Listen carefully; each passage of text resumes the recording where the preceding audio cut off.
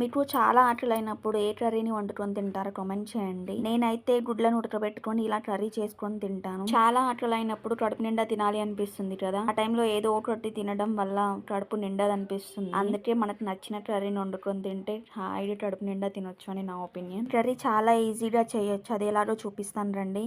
ప్యాన్లో ఆయిల్ పోసుకొని oil heat అయిన తర్వాత పచ్చిమిర్చిని ఇలా చిన్నగా కట్ చేసుకొని వేసుకోండి. ఉల్లిపాయలు కూడా వేసుకోండి. ఉల్లిపాయలు కొద్దిగా ఫ్రై అయిన తర్వాత టమాటాలు వేసుకొని కొద్దిగా ఉప్పును వేసుకోండి. టమాటాలు తొందరగా ఫ్రై అవుతాయి ఉప్పు వేయడం వల్ల. టమాటాలు కొద్దిగా ఫ్రై అయిన తర్వాత ఇందులోకి పసుపు, చికెన్ మసాలా, ఇంకా అల్లం వెల్లుల్లి పేస్ట్ ని వేసుకొని కలుపుకోండి. 2 minutes తర్వాత గుడ్లని ఇలా మధ్యలోకి కట్ చేసుకొని బోర్లా వేసుకోండి. తర్వాత మూత పెట్టేసి 5 నిమిషాలు వదిలేయాలి. 5 నిమిషాల తర్వాత ఒకసారి కలుపుకోండి. మీరు తినే స్పైసీని బట్టి కారం, మీ టేస్ట్కి సరిపడా ఉప్పుని వేసుకొని బాగా కలుపుకొని 2 నిమిషాలు వదిలేయాలి. 2 నిమిషాల తర్వాత లాస్ట్లో కొద్దిగా కొత్తిమీరని చల్లుకొని స్టవ్ ఆఫ్ చేసేయండి. ఈ కర్రీని చపాతీలోకైనా తినొచ్చు, చాలా బాగుంటుంది.